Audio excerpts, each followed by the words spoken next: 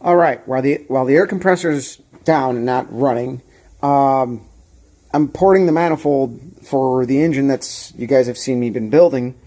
Uh, so you guys, I think you guys saw me do this before on the J-headed 355 engine that's in the car now. I think I dropped that link on there. I'll drop it again to find out the alignment, and it's the same process I did here. And obviously, there wasn't a lot. But there was material on the roof that was removed on the cylinder head to open up airflow. And there's a little on the side to take out some of the, I believe, sharp turns. And that's just, the way that the gasket lined up, at least on the intake. So this intake, much like the Edelbrock, it kind of has like a weird, almost like a knuckle in it, right? Like this kind of a round shape. So this kind of helps us out a little bit, because that means that to flatten out the port and open up the roof of it, it's not going to cost us a whole lot of work. Like I've done these two in about 45 minutes. And we got a little bit of ways to go, and then I'm just going to probably finish it off with a little bit of 60 grit. But these two are done. They're pretty flat. That bump is gone.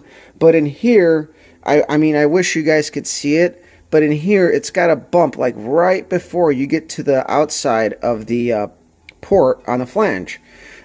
So the idea here is to open it up to get it to match the ports.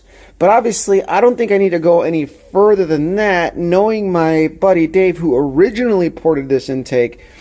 He went in as far as he could, and just like anything, when you open up the end of the intake, you're opening up the easiest part. Now, I can only get so far with what I got, so my idea here is to get in as far as I can, knowing that the runners have been opened up already as much as they can. A little bit of a taper isn't bad. I don't think we're going to choke up a lot, only going in, I'd say we went at about 2.5 inches. And then, you could actually see daylight. So that's kind of good. On this one, not so much. You got a sharp turn. I removed material from this inside part on both here as much as I actually could. This intake is kind of thin. It's a really old intake from like the late 80s, I want to say. So that's where I'm at with this. I'm going to finish this up. I might set up the camera and just we'll hit it with a grinder and go from there. So we'll follow this up.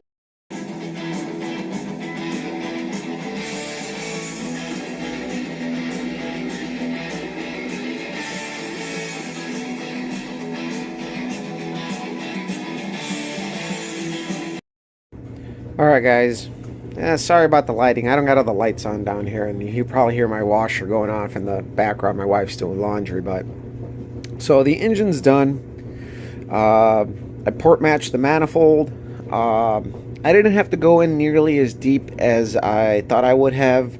Again, I mentioned it in the earlier video. There was like a bump in the floor, or in the roof, I should say, of the runner, where I was able to blend it all in and not have too much of a taper.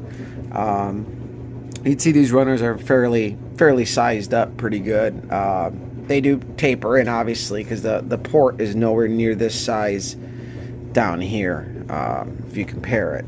So interestingly enough, I found something with the aftermarket distributors that I never came across. I don't know how common of an issue this is, but so everybody always worries about that O-ring that comes in the rebuild kit, and I'm going to start installing it here. So let me show you on this gear. I ran this distributor for a very short time, and it's like too long, and you could see that it's scuffed. Well, if you look inside of here, you see those like almost machine marks? That's from my old distributor gear, which explains why like every oil change I had like really fine metallic particle on top of the valve springs eating the shims. So I guess we got lucky, or the oil filtration system did its job. But again, no pro by no means. We learn as we go here. But even this distributor, without that O-ring on there, it was bottoming out. So I have to figure something out. I have to talk to somebody about that who would probably know a little bit better, because I never ran into that in the past. And this particular engine, I ran a specific type of distributor. I ran a DUI, which is an aftermarket one. This is also an aftermarket one, but I have a factory one actually sitting in the garage, which I'm going to set up for an MSD. So that's also on our list to do. These valve covers are going to get modified. I'm going to fix this big dent, and I'm going to add riser type valve cover breathers like you would on circle track cars. I've always liked that look, so I've been wanting to do it. These are cheapo tall valve covers. I think it'll look kind of cool in the car, and then it'll get a nice even coat of paint. We still have to figure out how the hell to get it out of the basement, but it has to happen sometime this week, because our time to get it on the dyno is for me, it was the goal was like the end of the month, and technically we have like a week, 2 at most. I mean, if you want to consider that very last week of March, which technically the Saturday is the 1st, 2 weeks, but whatever the hell the case is, it has to happen. Now, I was going to put the camera on and do a little bit of grinding, but really, between the air compressor constantly running, you were just going to watch me go to town on these ports. And I think I did a little bit. I did a small video on Instagram where I was in progress, so I'll probably put that one on there. There was music to it, so it might get demonetized or something, but I don't think it'll get muted. But obviously, there was a lot of little issues and learning curves with this engine. You know, the valve train geometry with the taller valves, it all changed. I still have to get an oil filter adapter and put a plug in the bypass. Our oil pump was also blueprinted by Milan. He has helped me a lot with carburetor work. I don't know what I'm going to do for a carburetor on the dyno. You know, I don't know if the tune would work good if I take the carburetor that's on the car now and would work good on the dyno or whatever. Whatever the case is, I have to figure it out or just buy a damn new carb. I haven't. Today was like the first nice day, and it wasn't quite nice enough for me to want to take the car out to do some of the changes. I have to change a power valve, change a jetting, but whatever the case is, we are pretty much ready to go. This engine looks just as good as it did when we took it out, and that doesn't say a lot, because this engine is kind of like a beaten mule. It's got hair missing off its tail, and it's got a face that only an owner can love. But I hope you guys have enjoyed following the build. Hopefully we have a good day on the dyno. You know, I don't know. I don't want to talk numbers. I have a number in mind. But I'll let you guys make that decision. My car weighs 3285 with me, and it ran an 1149 at 113. We've added bigger valves. We went from a 2-inch valve to a 207 intake valve and a 171 exhaust versus a 173, I believe.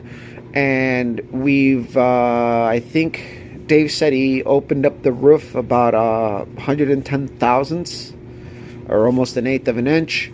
Obviously, I ported the intake. It's got the same camshaft.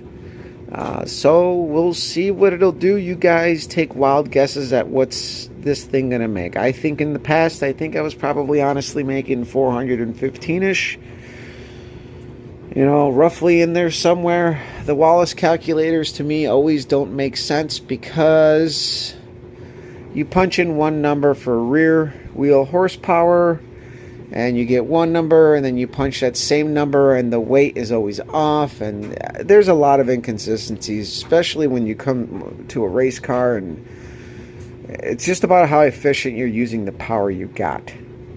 So either way, share, like, subscribe, follow me on Instagram as Copper Cutlass. This thing's going to see the dyno, and I'm excited. It'll be the very first engine we put on the dyno. There's a couple of odds and ends to button up here, but we'll get those throughout the week, and we are going to get this thing ready to just go on the dyno, and get it the hell out of the basement, which I already got a game plan. So stay tuned. That'll be entertaining too. We'll cover that. But we're pretty much done. And from here on out, the weather's supposed to warm up, and hopefully we'll get a little bit more seat time with the car, figuring out the jetting and the tune on that engine. I plan on running that engine for the brackets. If not, then we're just going to put this one back in the car, 2-day swap, be done with it, easy peasy. I got a nice transmission for it too. May as well put that on there and go from there. Finn, what's up, dude? Say hi. I guess that's him. Say hi. So, all right, share, like, subscribe. I'll let you guys go. It's been long enough. See ya.